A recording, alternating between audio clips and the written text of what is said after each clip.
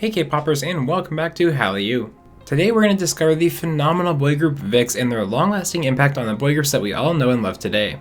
We'll start by talking about how the group began on a pretty unique reality show, and then see how they set themselves apart with a boundary-pushing image.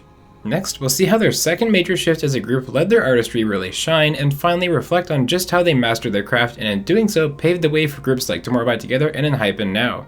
Before we get started, I want to quickly thank Hallyu's honorary producers. If you want to show off your bias group in every video, have your say in future content in the channel, and join the official Hallyu Discord server, come support Hallyu on Patreon and join our wonderful community. Alright, now let's get to talking about VIXX. Now, groups being formed out of a reality survival show are pretty common nowadays, but did you know that VIXX was formed this way all the way back in 2012? Jellyfish Entertainment put together a show with Mnet called My Doll in April of that year to determine which 6 boys out of the 10 contestants would debut in a new boy group.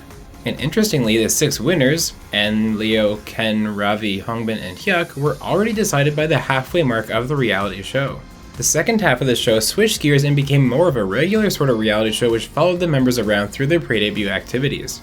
The show concluded on May 23rd, 2012, and the boys debuted as VIXX the very next day with their debut song Superhero.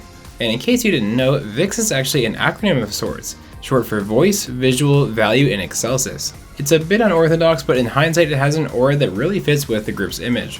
Now, as I mentioned, VIXX debuted with the song Superhero, which saw some respectable numbers, cracking the top 20 on the album charts and selling about 20,000 copies. And believe it or not, within 2 months of their debut, VIXX were already performing in America. They graced the Otakon anime convention in Baltimore that year.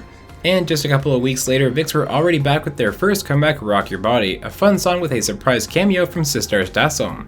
Now to me, VIXX's legacy and role in the history of K-pop really starts coming into play when January 2013 rolls around. That's when the boys released their third single album with the title track On and On. This was a major shift in image for the group to a much more mature, dark side, and frankly it suited them really well. This was a bold choice to recognize the members' abilities and strengths and commit to a dark image, because remember, this was at the start of 2013. Not only are you potentially risking a ban for mature themes in your MVs, but there also weren't really any boy groups going for anything remotely resembling a dark, mysterious, or mature concept. But VIXX didn't let that doubt faze them, because On and On was just the start of the trend for them. On May 20th, VIXX released Hide, a song and video where they steered into that skid and embraced the dark side.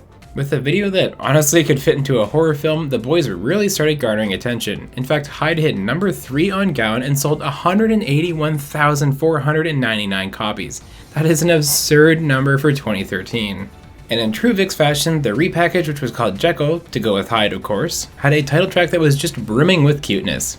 This song, GR8U, is actually one of my favorite VIXX songs of all time, believe it or not. It's so catchy and fun, and it's so unique from an artistic perspective. As you can probably tell, this MV has many scenes that are playing backwards, and yet, when the members are singing their lines in these scenes, their mouths are saying the lyrics correctly. These boys learned how to say their lines backwards to make that cool effect in the MV, and I love it. Now, despite the monstrous success I alluded to earlier, VIXX didn't take any music show wins, and so when they released their first studio album Voodoo and its title track Voodoo Doll, the pressure was really mounting. Voodoo Doll was their 7th single after all, and it had been over a year and a half since their debut with no hardware. I'm sure you guys know where this is going. Voodoo rocketed to number 1 on the charts, clearing 100,000 sales again, and on December 6th, this happened.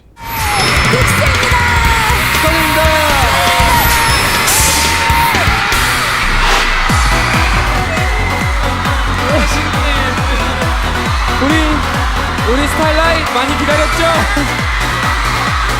너무 기다리게 해서 너무 미안하고 너무 감사합니다.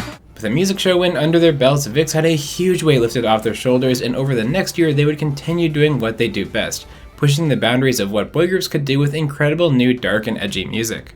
On top of a successful Japanese debut, a wonderful subunit debut from Leo and Ravi in VIXX LR, and a great comeback in Eternity, we also got Error, another one of my absolute favorite boy group songs. Error is a heartbreaking story in a futuristic cyborg world where a man is trying to resurrect his lover, but as you can probably guess by the song's title, it doesn't go as planned. Now, the incredible thing about VIXX though is that they didn't just push the boundaries and rest on their laurels when they hit success. They continued growing themselves, and this became really obvious in November 2015 when the boys released their second studio album, Chained Up. The eponymous title track still had that trademark VIXX edginess to it, but this time there was something more. The MV really hit another level of artistry in the sets, outfits, and direction, and like we saw before with On and On, Chained Up would prove to be just the first in a long line of comebacks that continued raising the bar and pushing the limits. VIXX kicked this into high gear in 2016 when they revealed their year-long trilogy project called Conception, which drew inspiration from Greek mythology for its theme. The first of the three came in the album Zelos with its title track Dynamite, and as you might be expecting by now, it did incredibly well. Remember how VIXX were struggling to get that first music show in back in 2012 and 2013? Well, Dynamite took 5 wins, including a Triple Crown. In fact, I'm pretty sure it was the most awarded song called Dynamite until about 2020. Part 2 of their Conception trilogy saw the return of more dark themes, with the album aptly being called Hades and its lead single being called Fantasy. And to round out the trilogy, the boys gave us Kratos, another spectacular mini-album with the title track The Closer. I know I'm probably sounding like a broken record at this point, but VIXX's artistry continued to shine in 2017 when they came back with the song Shangri-La. I mean, just look at this imagery and artistry in the video, it is so captivating. Their 2018 comeback Centist would keep the trend going as well, featuring more stunning visuals from the boys. Now unfortunately, though perhaps poetically, VIXX is sort of in a state of limbo at the moment. In May of 2019, Ravi left Jellyfish Entertainment to start his own label, though at the time said he still wanted to remain a part of VIXX. In 2020, Jellyfish announced that Hongbin left VIXX, leaving them with 5 members. And then on Halloween last year, En revealed he also left Jellyfish but wanted to remain as part of VIXX. So technically, VIXX is still together as 5 members, but 2 of them are in different labels and VIXX has not released a new song since 2019. Well, I truly hope we see another new song from these boys, and wouldn't 2021 just be the perfect year to get the gang back together like everyone else has been doing? VIXX has already established such a remarkable legacy in K-pop. VIXX were always very much involved in creating their own music right from the get-go, and as a result they became masters of their own concept. In 2013, that concept took on a dark, horror-inspired image that led them to massive success. And as they continue to refine their abilities and continue pushing the boundaries of boy group comebacks, they once again leveled up their artistry with their Conception trilogy and comebacks like Shangri-La and Centist.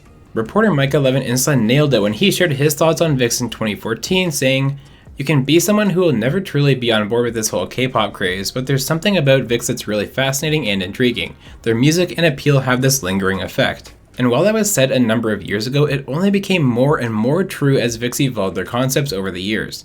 There's something about VIXX's music and the members' oneness with their craft that really leaves you feeling like you're witnessing a complete body of work, and that really stays with you. In many ways, VIXX was one of the key precursors to the incredible universes and backstories that we enjoy today. Groups like BTS and Hypen and Tomorrow by Together do an amazing job of crafting these rich artistic worlds full of lore, often inspired by historic literature. And back in late 2012, VIXX was already forging that path themselves, pouring their heart and their soul into a bold, dark new image that ushered in a new world of possibility for future boy groups. Whatever the future may hold for VIXX going forward, one thing is for sure: their legacy in K-pop is a lasting one that will continue to be witnessed for years to come.